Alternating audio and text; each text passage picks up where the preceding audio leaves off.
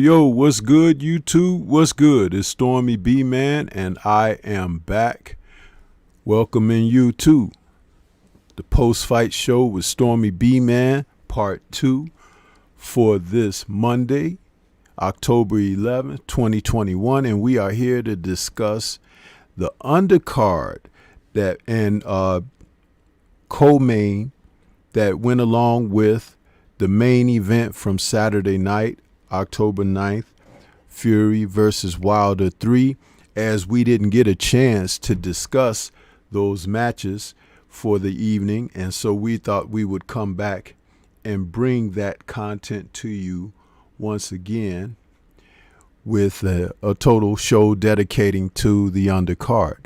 So welcome one and all back to the post-fight show. And I got my man Boxing Conversations with Reggie Owens here in the house with me. What's going on with you, Reggie? How you doing? Doing good. What's up, OG? Nothing much, man. It was the computer was lagging a little bit, but it still gave you enough time to be on with. But I was gonna start right on the half hour, but you know, these little small technical difficulties, I'm learning to work my way through and iron things out. But we're here nonetheless, and we are going to talk about this undercard, man. And the great thing about the undercard for Saturday night's event was that it was so stacked, Reggie, that it could have been considered one of those, you know, like was so reminiscent of what Don King used to put on in his heyday.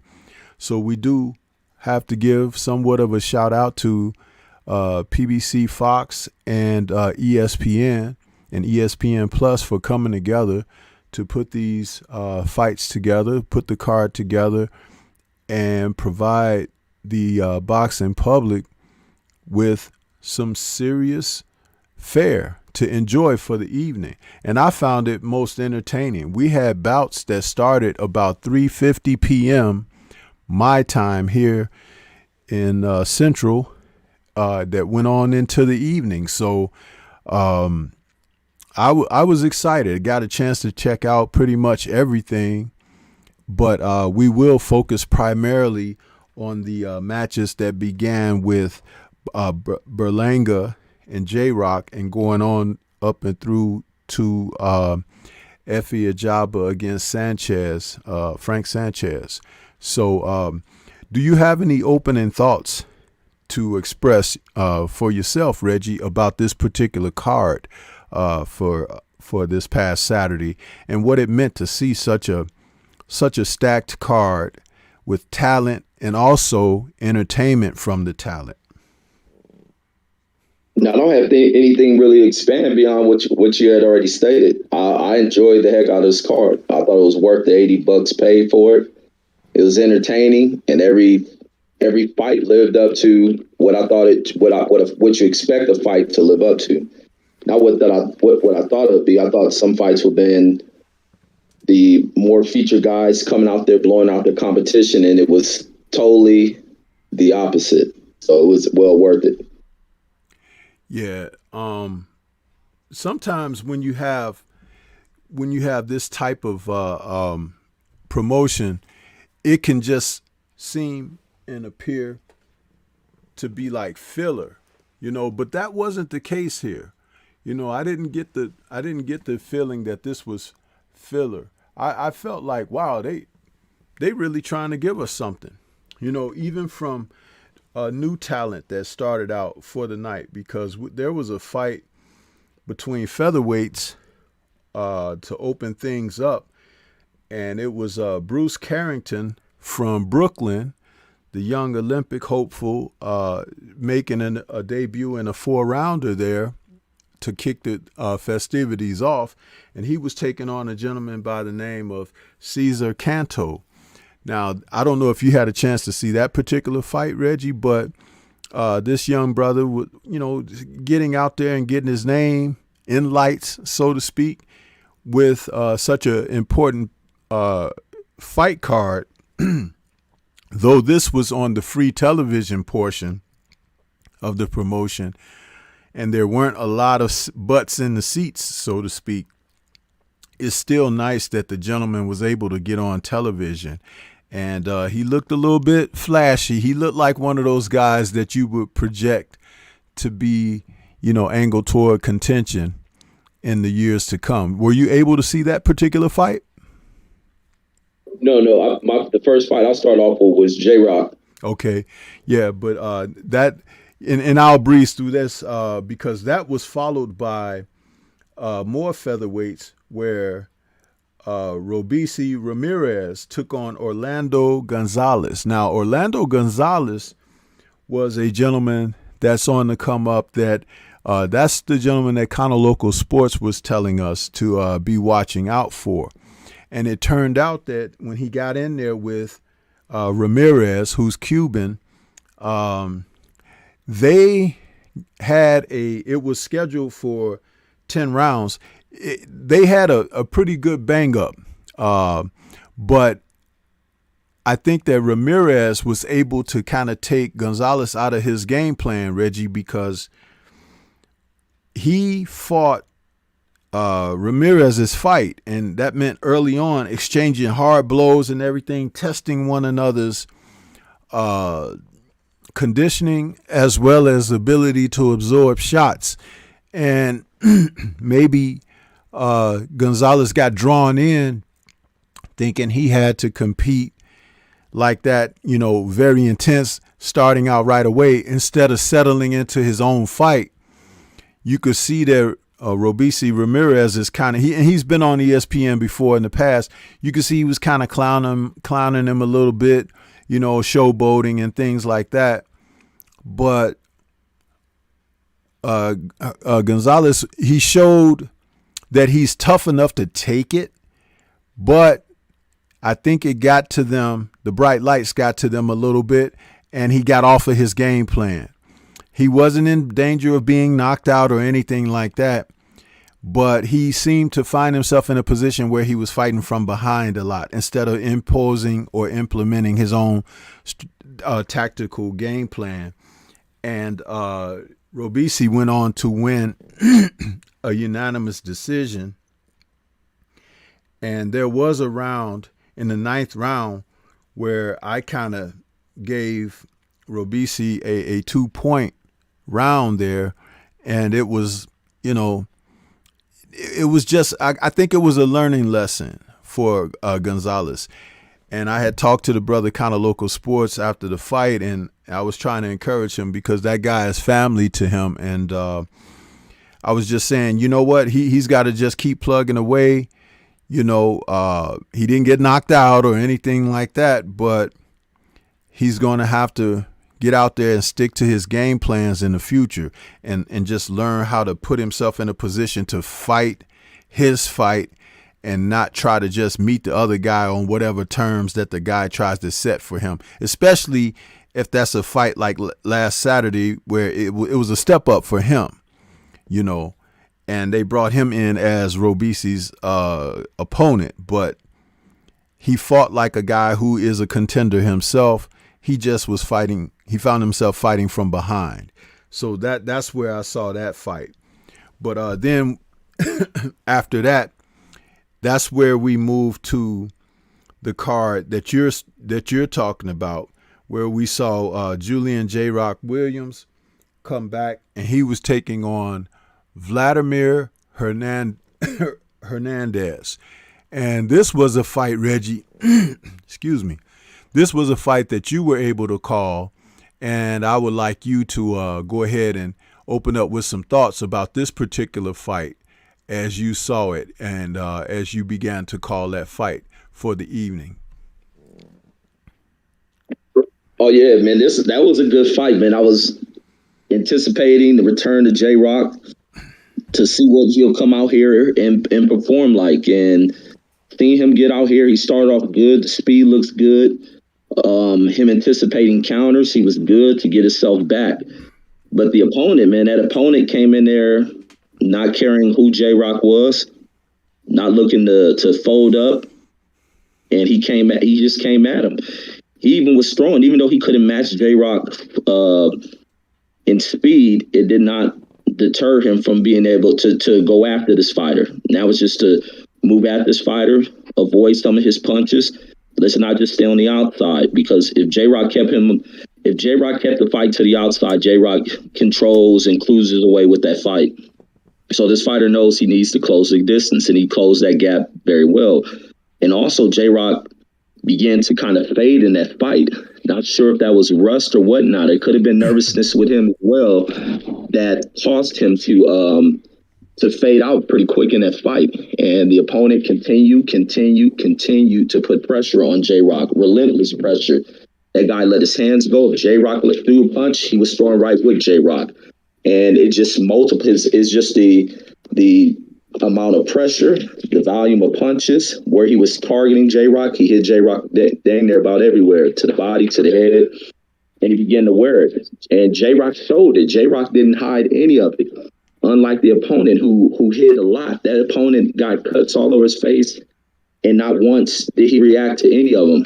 To be honest, when I'm watching the fight, I forgot the guy had cuts on him. And he had cuts to both sides. So he played that well. His focus, his determination was set. The pain of, if it was painful, it never set in.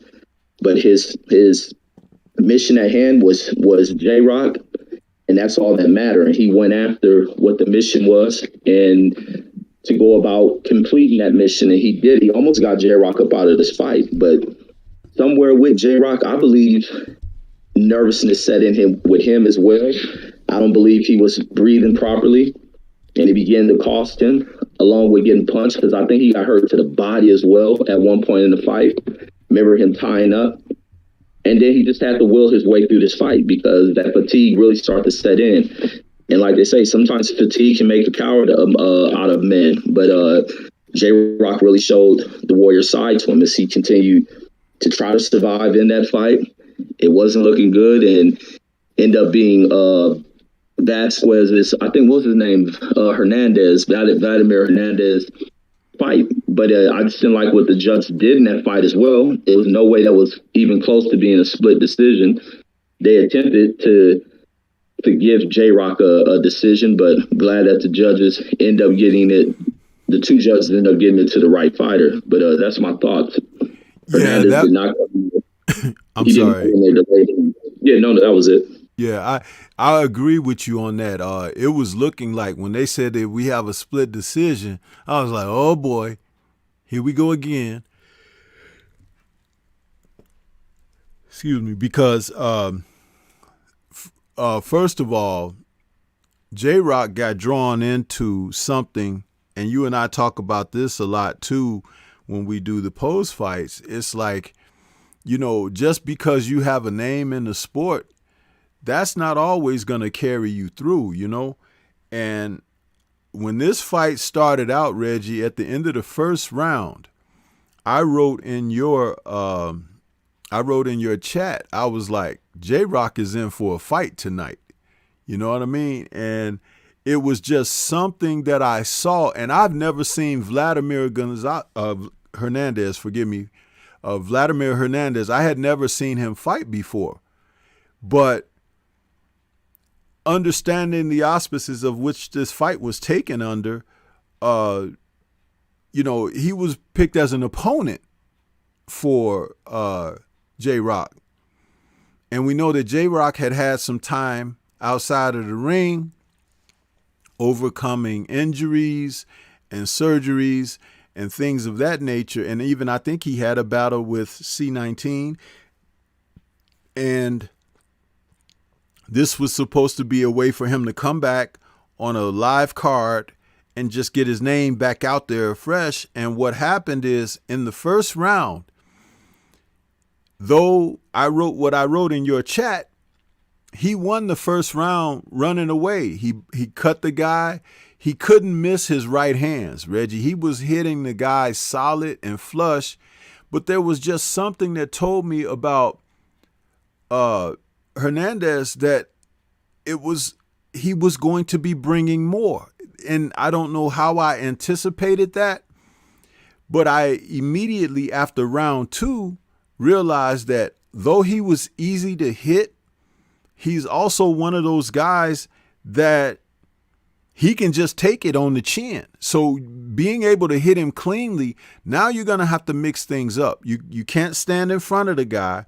You have to give him angles, and you have to start banging him to the body, because if you don't bang him to the body, he's going to be fresh to be able to come back and attack you as the fight wears on. And that's exactly what happened to J-Rock.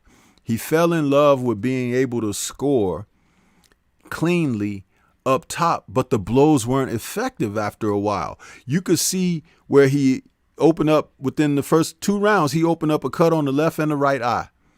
But that may have more to do with scar tissue over the guy's face and eye, more than J-Rock's power, because he wasn't going anywhere behind the shots that were landing solidly by J-Rock. And after round 2, I gave Hernandez the next 2 rounds, and gave the next round I gave to J-Rock was round 5. And after that, it was a sweep for Vladimir. It was amazing to see the change in the action. And in one of those rounds, Reggie, Vladimir was coming on so strongly, he was going to J-Rock's body now, and it looked like J-Rock might falter because he was absorbing that punishment and not able to move out of the way. It was like when a fighter gets caught between styles. He may want to box, but he's slugging. And then when he tries to go back to boxing, he can't get out of the way of slugging because he's been drawn into that type of fire.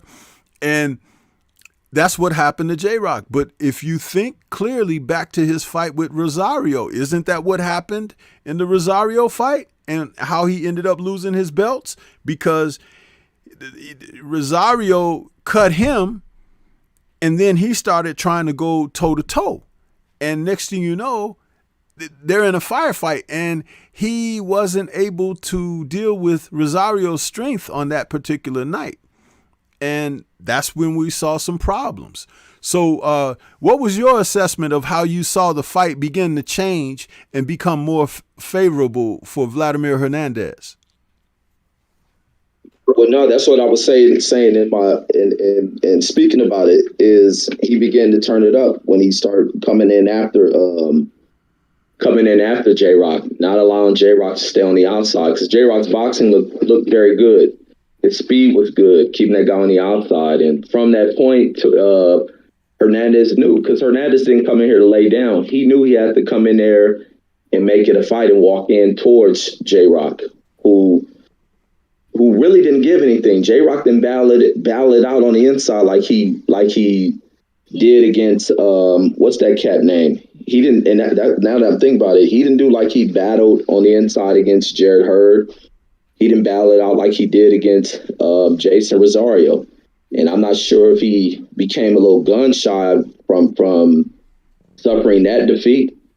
He lost confidence to fight on the inside. He didn't do any of that. He did a lot of holding.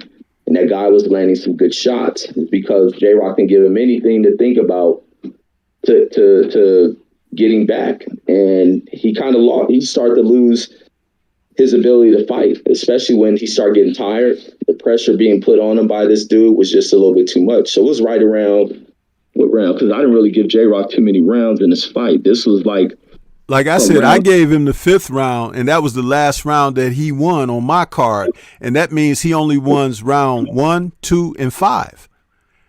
I only gave him 1, 2, and that was it. And then the rest of the fight went straight to Hernandez. And Hernandez hurt him in the 3rd round. So I had Hernandez hurting him in the 3rd round. I think that changed him a lot. And then also getting hurt in the 8th round. So it just changed from there. Once the guys start closing the distance on him and fight him not willing to fight back, he rather go into a clinch. He did a lot of clinching in this fight to get that guy up off of him. So I don't know if that's from him dealing with something mentally, what he faced against the guy Rosario, or could have just been a little ring rust and not wanting to engage or get a pace pushed on him like that. Because this guy really pushed the pace, and this guy came in great shape, and he was nonstop on J-Rock.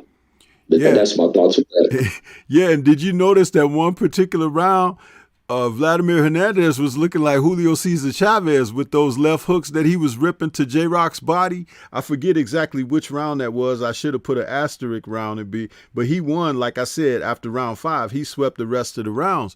But there was one round in particular. It was either round 8 or 9 where he was just digging those left hooks to J-Rock, and J-Rock was locking up like, he looked like he was ready to go down.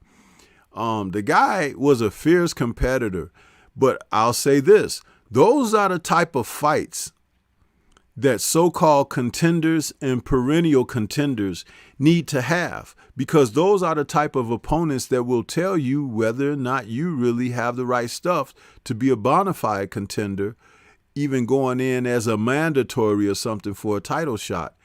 J-Rock needs to rebuild and retool. He is not a power puncher. He needs to get off of that thought process, or he's going to find himself hurt, Reggie, again, because this is 2 fights in a row where he tried to bite down and show some toughness and everything, but not show ring IQ and smarts, because you beat guys who are physical with your mind and your talent. You don't try to match physicality, especially if your physicality isn't overwhelming, so that was his Achilles in this fight. But salute to Vladimir coming in on a big card and getting it done, man. I want to take a quick moment and take a notation to someone in the chat. Mr. Pac-Man 216 says, I'm not getting the notification. Mr. Pac-Man, we don't usually do anything on Mondays, Reggie and I. We just wanted to get a post-fight in with the rest of the card, so we decided to do that. I did put a reminder out, it was earlier for today, but also if you ever want to check what's happening on my channel, always check my community page, because I'll put something on the community page, and for whatever reason, when we post to our community pages as content creators, those notifications go out and alerts go out even before going live to get a notification that way. So just a idea and a thought there. Reggie, let's move on to the next fight that we saw, and that was Edgar Berlanga taking on Marcelo Caceres. Now, this fight right here, man, oh boy. This is why I love the sport of boxing, man, because this is where the truth gets told on prospects and hopefuls and guys who you thought were, not up to snuff, so to speak. These are the type of fights, Reggie, and I love it. Berlanga came into this fight as a young prospect on ESPN, somebody that they are putting their machine behind and everything. And Caceres is a veteran fighter, but he did something that veterans from old always hung their hats on. But I'll let you go ahead and start breaking the ice and talking about this one. What were your thoughts on your opening thoughts on Edgar Berlanga taking on Marcelo Caceres? I thought it was a good test for him. I thought it was a good step up, a good fight for him. I thought he fought well in the early stages of the fight. But it's also a thing as a fight went deeper, and being that this is a step up and what they build him as early in his career, it kind of factored into this fight. With him being a fighter who was getting opponents out very early, and that began to change as of his last fight. When the competition steps up, These guys are going to be more resistant. You're not going to be able to get them up out of these fights. Now we started, and this guy he came in here with was an experienced guy, a guy who was schooling Billy Joe Saunders, a champion. He knew how to endure. He moved well on Berlanga, and that movement didn't allow Berlanga to really set up power. But Berlanga showed good boxing in the first 4 rounds from what I had. It was just because Coceres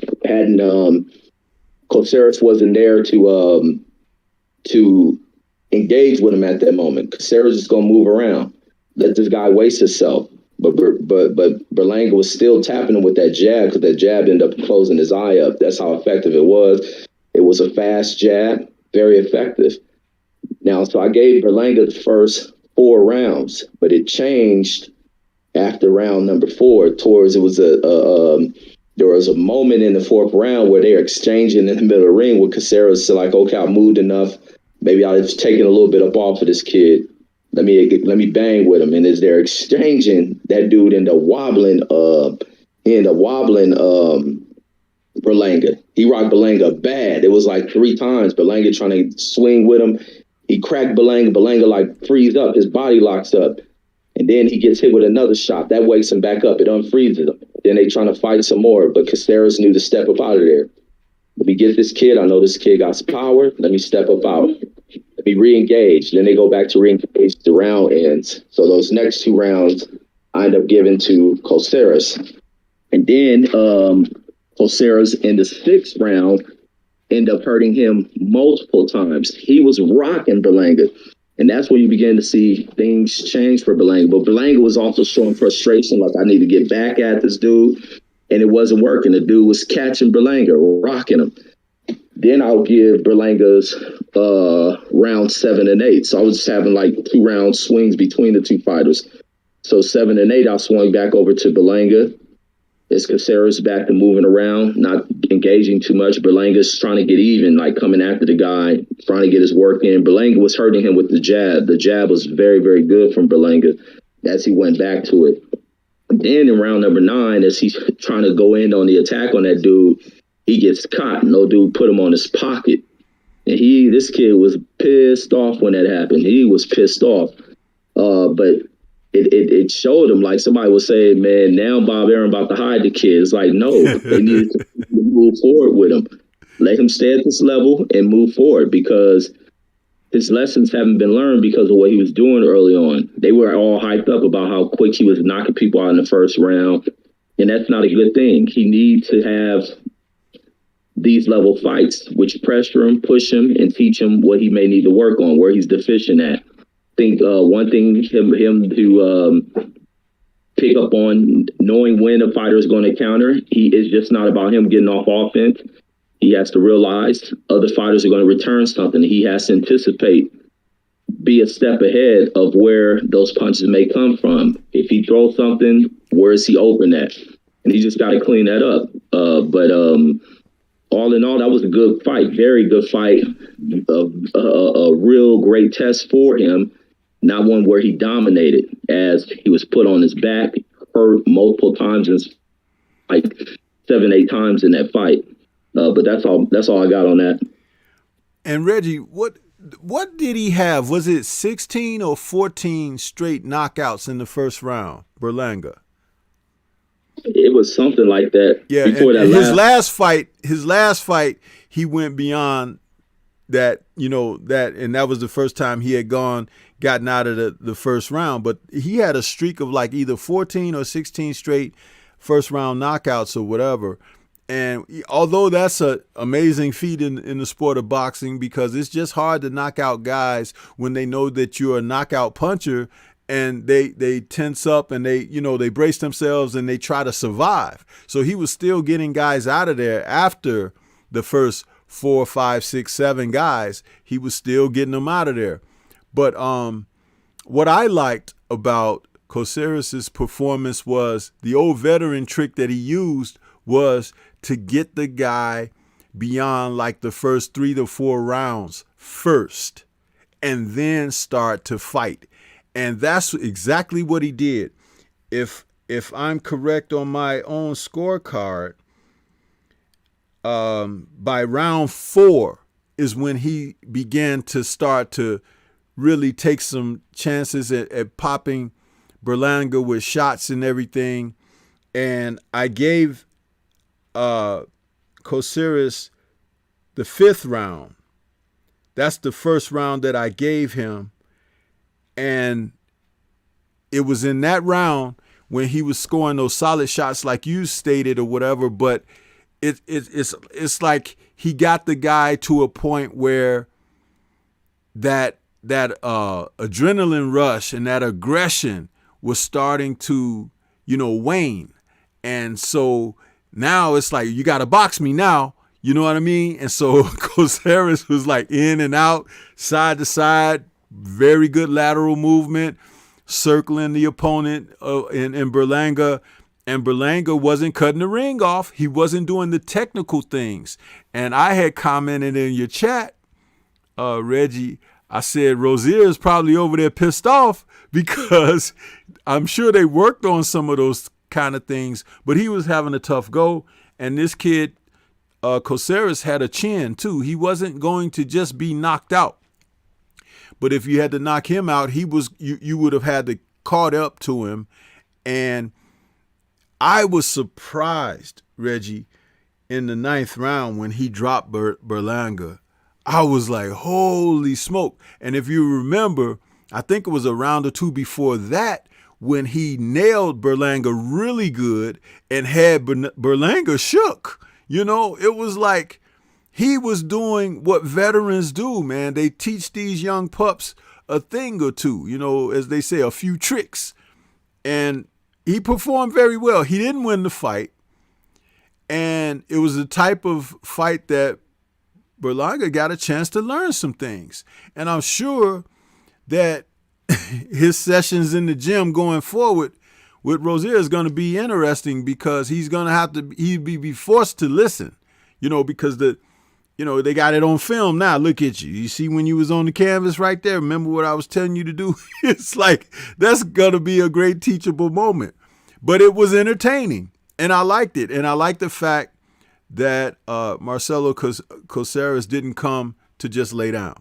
He performed. And that's all you can ask for guys, is to just come in and perform and do their best.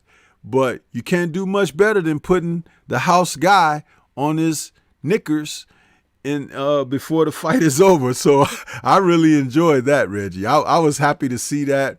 I'm glad Berlanga still was able to win the fight, but I want to see what he has to bring next, coming into his next outing. And as you said, no, they don't need to slow things down and hide him and whatnot. Hey, this happens in boxing, That's why they lace him up. It's just that everybody doesn't come out to try to perform like Mr. Caceres did. So you have to take your hat off to him for what he brought to the ring that evening.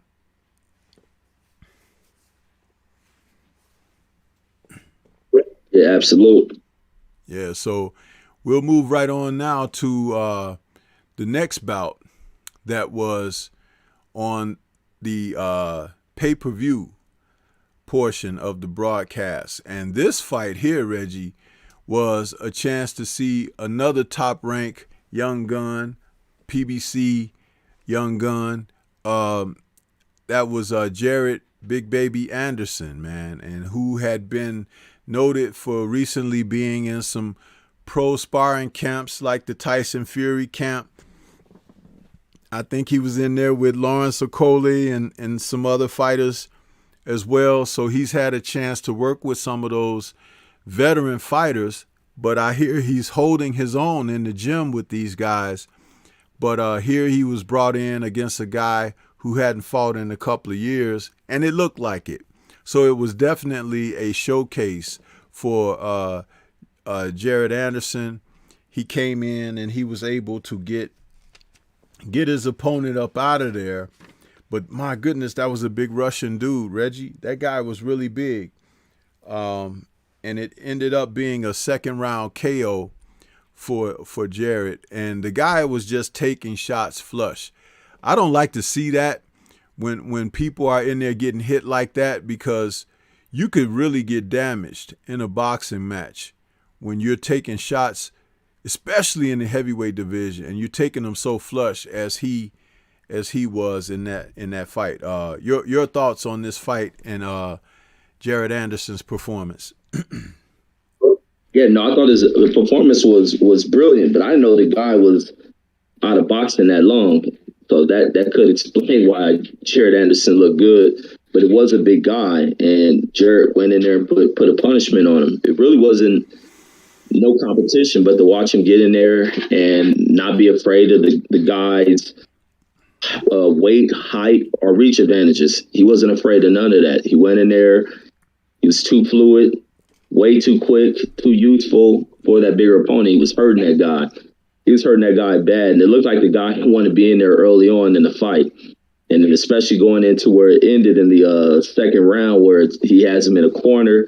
And matter of fact, even before that, where he was getting these punches in, and he was like directing these punches, that guy started to lower his head down, and Jared's trying to roll over his right hand shots to the side of the guy's face, and he's landing them. And then the guy moves. The guy, I think he wobbled. Yeah, I think that's what happened. The guy wobbled.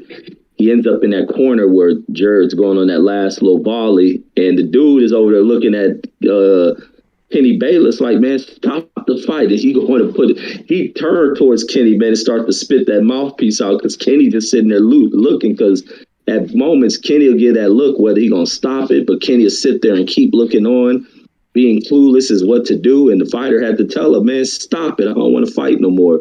But it was a good one-sided performance for Jared. Got quick work as he was supposed to. They put the guy in there.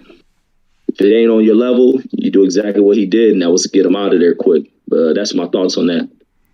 Now, Reggie, I want to ask you a question about Jared Anderson. What type of, okay, it's obvious, guys like he faced Saturday night, man, he's going to beat those guys. It's going to be short fights, quick knockouts for him, 1 or 2 rounds. Excuse me. And he's not going to learn a lot fighting those guys. What would you like to see them do with him, and as far as his next outing? Because if there's going to be another pay-per-view card, I got a feeling they're going to try to stick him on the undercard again. But what would you like to see out of him? Because right now, he's at that, he's like a kid that's been left behind in a grade, a low grade. Like, say you're in 3rd grade, but you should be in 4th grade. And, he's a little bit bigger and stronger than the rest of the kids in the class because he should be in the 4th grade. What would you like to see from him? Because it's a foregone conclusion with this type of opponent. He definitely needs a step to the next level. But I got a feeling that, like Berlanga, there's some lessons for him on the horizon. It's just that, right now, these guys are not the ones to bring out certain qualities that we need to see that he has to offer. I would like to see him step it up. I don't know who's out there at that level yet, because he can't fight the Herkovics. He can't get in there with the Dubois, I don't think yet. I don't know, but like you said, he can end up in a Berlanga situation if he's fighting these Turetsian type opponents he just fought Saturday. It can hold him back, but maybe you want to see him in a tough fight.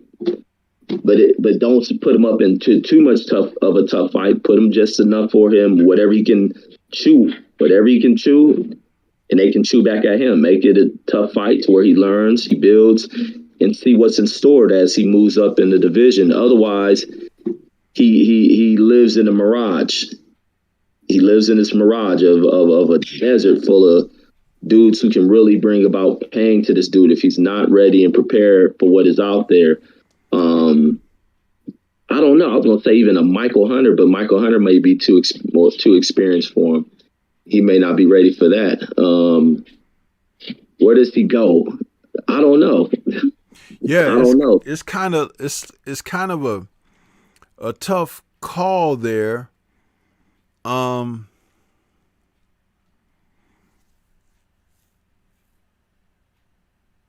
it's I'm just thinking. That's my silence is me thinking about it because I'm trying to figure it out because I know what he's going to do to these type of opponents, and he's going to look very good doing it. He's not going to look any better, you know, until he's going to have to face somebody. It's going to have to be, you know, unfortunately, they're going to have to probably skip a step and put him in with somebody, really.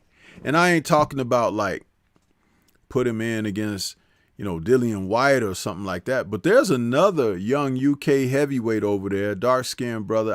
I can't think of his name right now. I think he's either Jamaican or Nigerian, but he's a strong young man like Jared Anderson, and I do believe he's been in Fury's camp as a giving Fury work in the sparring department. So there are some guys. I just think that they're guys that we don't know, and it really depends on if the promoters are willing to sacrifice someone because, you know, I know Hearn likes to keep a stable of fighters on hand to stretch cards out. But Jared Anderson looks like he could be ready for that next level more than some of the other guys. So I would just like to see that. You know what I mean? I would definitely like to see that. And he might have to go outside the U.S. to do it. I don't know, but just a thought right there. You know what I mean? So, but yeah, we can move on to the next fight, which was. And let's not forget that the pay-per-view card portion of the event and undercard and co-main were all heavyweights. So we got a chance to see 3 matches before the main event, which was enriching within itself. Another Don King landmark. Don used to put on nights of the heavyweights all the time. So, you know, when we saw that this past Saturday, you know, people got a little excited because they know with heavyweights, man, bodies hit the floor. You understand? So that's, you know, always exciting when the big men are in there. But we had a return match that saw Adam Kalnaki try to come back for revenge against Robert Helenius, who defeated him in their last fight. He stopped Kalnaki, Reggie. I think it was a 4-round stoppage or something like that. And he really battered. I think Kalnaki had problems with Robert's reach, his size, his weight, and because he likes to wade in and be physical, I don't think that he was strong enough to deal with the Nordic Warrior. And he ran into some problems in that first fight. But guess what? It was not revenge. He repeated his performance as Helenius, who spent time in the training camp with Deontay Wilder.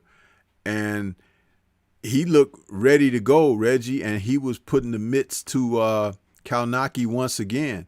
The only new wrinkle Kalnaki brought was the Andrew Golota Polish special, and that was to hit the Nordic Warrior in the Polish sausage. And he had points deducted for doing so. And that didn't bode well because he only made Helenius work faster and harder to get him on up out of there a little quicker. So that was what we noticed in this one. So what were your thoughts about this particular fight? Man, salute to Robert Helenius to continue on and let Kawanaki know it wasn't a fluke.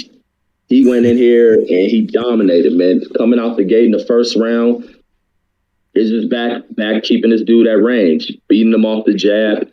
No head movement from Kawanaki, still the same old same. And I think that was one of the things that plagued him. Ain't so much of Helenius being taller than him. It's one of the things that plagued him. What looked good early in his career, what he was cheered about was his forward moving style, his ability to take punches, to walk through things and score the knockout later in the fight as he broke his opponents down, the war of attrition type stuff.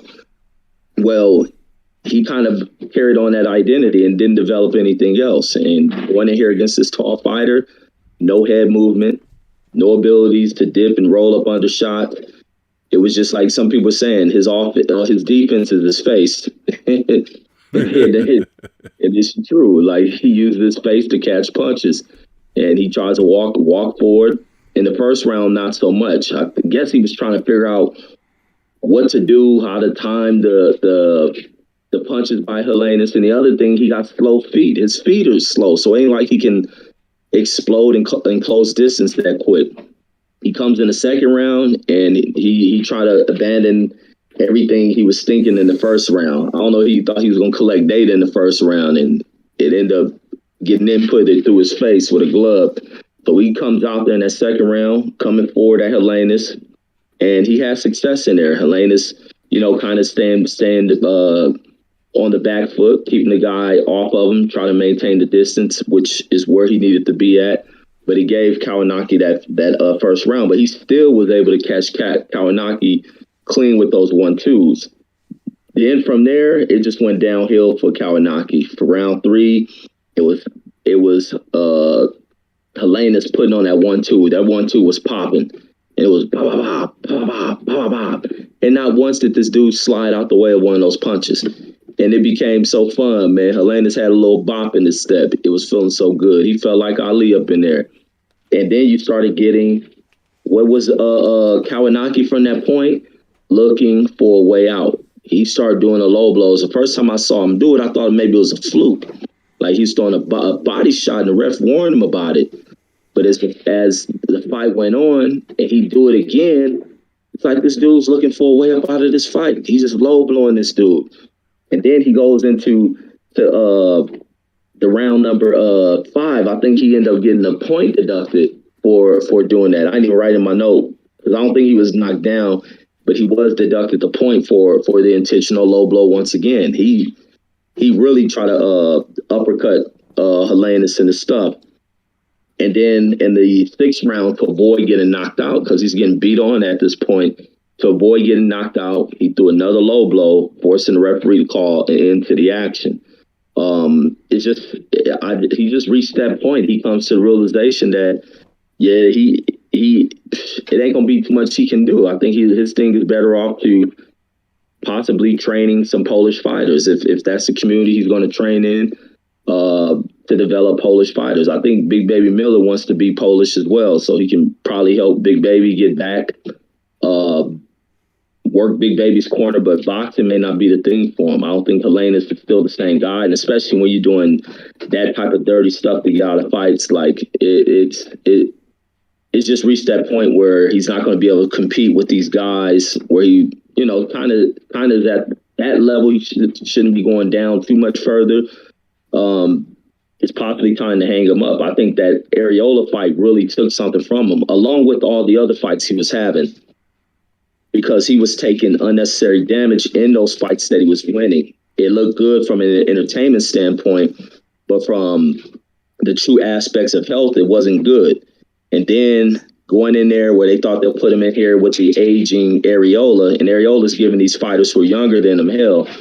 They put him in that fight, and they went through throwing I think they hold a record now for the most punches. They threw thousands of punches in that fight between each other. And he was getting hit with a lot of punches, being rocked in that fight. And they still end up giving him a victory in that one. Then he comes into the Helenius fight, and the punch resistance was gone. He was taking a whole lot of damage, just easily beat on. He comes in here, it's the same thing. The punch resistance was gone, but instead of getting knocked out, to save himself of that embarrassment, he found a way to get DQ'd, and he got it before the knockout came. That knockout was right there, but he got that early out. But that's all I got on that. Yeah, and that fight was, a telling sign of a fighter like Kawanaki. It's like, if you look at Kawanaki, he could stand to lose some weight. Coming in there with your belly hanging over your trunks and your protector, I'm sorry, there needs to be, and I think it's coming, a new precedent. You know, I talked about Mike Tyson when he came on the scene and was knocking guys into tomorrow. Those sloppy, sluggish heavyweights of that era began to fade to the wayside. A lot of them retired and stuff and got on out of there. And then other guys up and coming, you know, were in much better shape and condition, even if they didn't offer better skills. But that was the thing that Mike Tyson brought to his era. You had to be in shape. You know, if you were going to be in there with Mike, you still get knocked out, but it's like you'd rather be in shape getting knocked out rather than to be looking like a ton of jelly in there. And I think we're in that era again, because the whole sluggish era of Klitschko and even AJ to a certain extent, because he's had his belts for a while. And then you have Wilder that was on this side, and now it's Fury with that title. But it's like you got a lot of fighters out there that just don't get themselves in the best of condition. And maybe the young guys like the Dubois and the Jared Andersons can light a fire under some of these other heavyweights to make them get in shape, because you're going to have to be in some kind of shape to deal with these young men as they come up, you know, because that the other guys in the divisions, like I think they said Anderson is 22 or something like that. And I think Dubois is probably like the same age or something. So it's like you got some young guys that are waiting for these 30-plus dudes to finish up what they're doing and get the hell on out of the way. And in the meantime, other guys need to get themselves in shape, just like Andy Ruiz Jr. I don't know if he's doing it the legitimate way, but he's trying to get himself into some semblance of conditioning that it doesn't allow his shape to just be round. And he better, because even in the Chris Arreola fight, it showed that you gotta be ready, man. Arreola looked better than he had looked in many years in fights when he went in there with Andy Ruiz, because he was really trying. He wanted to win. And when you have somewhat of a name, like Andy is now a former unified champion, so it's like when somebody is crossing, you know, across the ring from him, they're gonna be looking to whoop his butt now, you know, for the prestige. So I think that guys are gonna end up forced into being in better condition than they have been. And Kalnaki, like you just suggested, Reggie, maybe he can get into coaching or something. It's not for him, dude. If you're going to come in there looking like Play-Doh, somebody ain't going to be playing with you, though. You understand? So it's like, get your butt in shape, man, if you're going to be out there. So, but yeah, that's all I have to say on that one, Reggie. And we can move right on into the co-main now, which was an exciting fight. I did a video on this one as well, where we saw Frank Sanchez take on Efe Ajagba. And this was a great fight to see, because you had two young contenders, you know, and they may have been in the lower top tier of contenders, top 15 or so.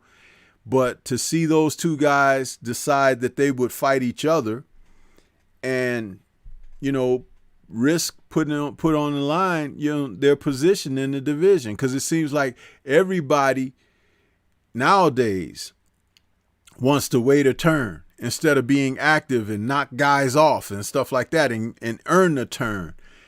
I thought this was a great matchup between the two men.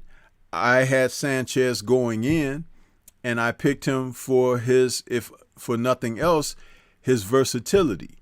What were your thoughts on this going in, Reggie? And how did you find the fight as you called it, and your thoughts about it overall?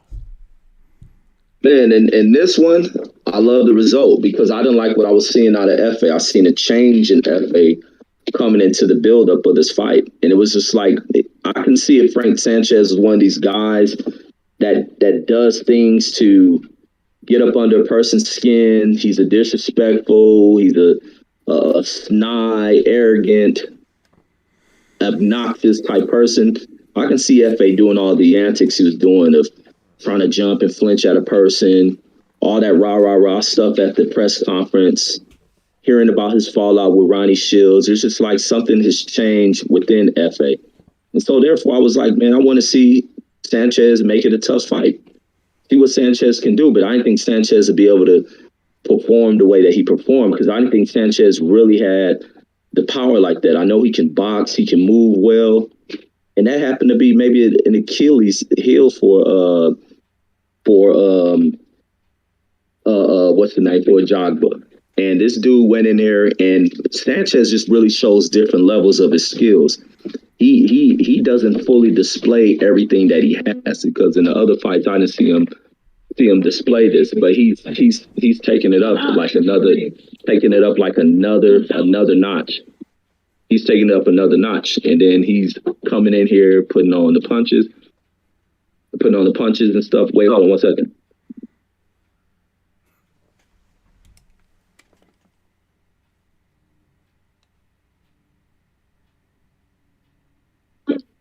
But here we go. But back into it. But him showing his ability to be able to box and to be able to move. FA being unable to catch up with him.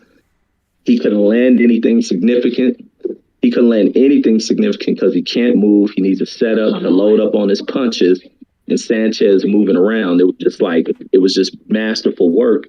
And the fact that he was willing to throw back with FA.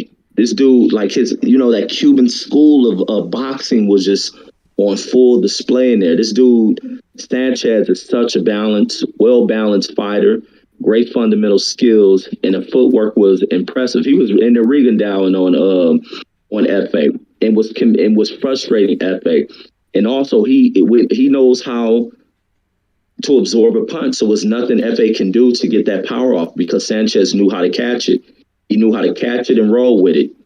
He knew how to throw the counters, and then he started making FA kind of doubt himself. He kind of put FA in the Anthony Joshua Usyk kind of situation, to where he began to doubt himself. He was confused. He couldn't figure out what to do, and he became too reliant on that one hand, and that's the power. And that becomes a debilitating thing when these guys go in here with things that create the early success that ain't boxing, like talking about Kawanaki, who has success off of something that wasn't boxing. We talked about Berlanga, who had success through something that wasn't boxing. FA, success through something that wasn't boxing. Them going through, just running through people with single punches or applying some pressure, but no boxing. And then when they step in here with guys who are tooled well, they find themselves being frustrated. What happens when you can't land that power? What happens when you land that power and it has no effect? Now, what tools do you dig into? Oh, you have nothing to dig into? Now you're about to be toyed with and going to be frustrated and played around with inside that ring. And that's what happened to FA. And then he was dropped. And then to watch the dude punch him when he was down was cold. It shows he didn't have no respect for FA. So he's like he talked all this hard stuff on that stadium, on that stage, and jumping and flinch. Because even when FA flinched at the guy, that was embarrassing. The guy didn't even move. He didn't even flinch. I don't even think he even, like, you know how the eyes may react to something? He didn't even do that. Sanchez was not worried about nothing from FA. And FA thought he can stand taller than the guy and intimidate him. That guy was cool as the goddamn breeze. When he got in that ring, his performance was a brilliant performance. It was a beautiful performance. And then I hear they had said suckers in the stadium was booing about it. That shows that people don't know what the hell they watch. And it takes when they see him drop FA, then they want to cheer. The masterpiece was being displayed throughout the fight. And then he'll hook off on FA. He was catching FA with big punches. He'll step in, time FA, explode forward, loop over the big hook. He was just playing with this dude. It was masterful, and I enjoyed the hell out of it. But once again, FA can learn from this. He didn't take too bad of a beating, but it showed being in there with this guy where he's deficient at. Hell, Usyk can go in there being smaller than him and give him work. Michael Hunter can go in there and give him work, because some of these bigger punching type folks need stationary targets to just fire straight shots where they didn't plant their foot in the ground to generate this power. But when they have to move and someone's turning on them, they can't deliver it. And the same thing happened in Berlanga. That fighter moving like that Berlanga was unable to get the power shots he likes to get off. And then when he did try to get it off, he had a fighter swinging back with him who drops him, who hurts him. So it shows him like what you may be able to give it, but can you take it? Because sometimes that shit coming back at you. And some of these dudes finding they can deliver it, but they not always taking it. And it may be something that they're not used to because it's only them throwing off the offense. It's only them landing the punches. The minute they get hit with something, their body's like, man, what the hell was that? What's going on out there? Yeah, you getting hit back with what you throwing out at people because you ain't here against somebody different. But that's my thoughts on it. Yeah, and for some reason, I get the feeling that Efe Ajagba is one of those guys that thinks because he's 6'6", you know, and he's a, you know, relatively tall and bigger guy as far as, you know, the image that he presents. I think he thinks that people are going to be intimidated of him or something like that. But, dude, it's the runts of the heavyweight division that's causing problem for y'all. You need to rethink your philosophies, bro, because if you look at Andy Ruiz, you look at you look at guys like Frank Sanchez and everything, and let's just put it out there, Reggie, about Frank Sanchez. He ain't a little dude. He's 6'4" and 240 pounds, bro. That's a big dude. You understand? And I don't know what made Ajagba think that he could just walk in there close, not protecting himself, maybe because Sanchez opted to use lateral movement and everything, but he was just providing ring generalship. That's what he was doing because he was punching off of the move. He was scoring shots. And then if things got a little too close for comfort, he could let off something with some heat on it and back Efe up again and make him restart all over again while he has the space to move around. I loved his performance. I thought he did very well. And I'm hoping that, you know, we see more of that. Sanchez looks to me, like I said, his versatility is the important thing there. PGH Big Dog, I see you out there, bro. Salute to you as well. And salute to everybody else that I didn't get a chance to address in the chat. Yeah, man. He has the type of versatility and enough pop on his punch that you can't just go in there and disrespect him. He can hurt you. And I think that he's looking to get some things done quick. I don't think he's one of those guys that's going to be waiting around. He might be a little older than they're saying he is, Reggie. So I'm thinking that as well about him.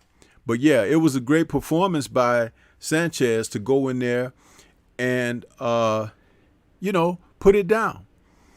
And he's out there. He's got, you know, Reynoso in his corner. So, you know, he has championship pedigree on his own.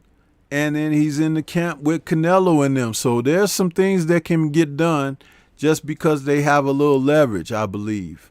It's going to be interesting. I don't think those belts are going to stay unified or even be undisputed very long. If it comes to undisputed, I think they'll be broken up again quickly because there are a number of guys out there who can stake a claim to being a champion if they get the opportunity to fight for vacant titles and stuff like that, because all these guys are not just going to fight each other, Reggie, head up. They're not. You can tell. So it's going to be interesting going forward. But that's pretty much it. I think that the co-main, which was Ajagba and Sanchez, was a showcase for Sanchez because there's a lot of people that weren't hip to him. You know, he's fought on some cards kind of buried before and stuff like that and made a couple of television appearances. But he's a guy that I would definitely like to see thrown in the mix. Put him in there with Joe Joyce and see what he can do. He might be able to whoop Joe Joyce, you know, in and out, side to side. I know he wouldn't stand there and take them jabs to the eye like Danny Dubois did. So it'll be interesting. So, you know, but yeah, great night of fighting, man. Great night of fights. And the whole card was pretty damn good. And this is, you know, we got through this. It's about an hour and 10, 15 minutes. We did this show. That would have been an hour and 10, 15 minutes. It would have taken us to go through it on the night that we covered the main event, and that would just been too long for us, Reggie. So that's why I suggested we come back and talk about the rest of the card. And I appreciate you. I know you have some busy things to do with your family and everything, but I appreciate you coming out and allowing us to get this bit of content out there so that people can enjoy the rest of our take on the bouts that took place on the undercard for Saturday night, October 9th, under Fury versus Wilder 3. Any final thoughts for you, bro? Oh, yes, indeed. Yes, indeed, man. I'm glad we got it in, but it's homework time now. But what is our next fight coming up? October. Oh, Dillian White. Yeah, Dillian White. But, yeah. Yeah, so we got that one, man. Hopefully Otto Waller can come in there and do something to him. But this weekend, man, was a great weekend in boxing, man. May not have been the conclusion everybody wanted, but it still turned out to be a great night of boxing. It wasn't just the main event, the other fights delivered, and then for a main event to trump everything was off the hook, man. But it wasn't the conclusion people wanted. I wish it would have been stopped or whatnot, but it still turned out to be an excellent, memorable, not even just a memorable night. It's a classical night of boxing with what people seen inside that ring. That's all I got, man. Looking forward to the next week of boxing. Yeah, and you know what? We did have, regardless of, I mean, you got to have a winner and you got to have a loser, you know, but that was a heck of a fight, man, in the main event. You know what I mean? It was a heck of a fight. Both guys hitting the canvas. It'd been different if it just been totally one-sided, but Deontay Wilder got that punch in there, man. And it's like, but in 3 fights, he has still yet to hit Fury clean. I believe that had he ever hit Fury clean, he would have got him. But that's on Wilder because it requires, for someone that has a little bit of the slickness that Fury has boxing wise, you got to be able to set it up. You're not, he knows. That's why he didn't want this third fight. It's like trying to go in there against this man who can sleep you with one shot. It's like, it requires you to be totally alert and everything. And remember, when he got dropped, Reggie, his hands were up, but Wilder punched through the guard and still hurt him. You know what I mean? So it's like, that guy, he didn't want to go in there for that third go-round, man. He was like, man, forget this. And I'll tell you guys this, too. Yes, that was a long count when he went down on that canvas that second time and everything. But, hey, what can you do about that? But that look on his face, Reggie, if there were more time in that round, Wilder might have got him. But it's like that look on his face said a lot. Because remember my pre-fight stuff, I was talking about him submitting. That look on his face, he would never acknowledge this. But he thought about it as far as getting back up. He did. Because it wasn't one of those things like in the first fight when he got dropped in that earlier portion of the fight, and he kind of looked, he put his hand on his head like this, he got up. That knockdown in that round, that second knockdown, it looked like he thought about, like, damn, do I want this dude to keep hitting me? You know what I mean? It was just something for a moment. You could see it, you know. But it was an exciting night, you know, great card and everything, man. And, hey, we're going to move forward. We're going to see some more fights. We got Canelo and Plant coming up. You know, we got Crawford and Porter coming up. We got White coming up with his fight with Otto Wallen. Hey, man, we got some good boxing coming up, you know. And we're going to be here to call it, Reggie. We're going to be here to talk about it.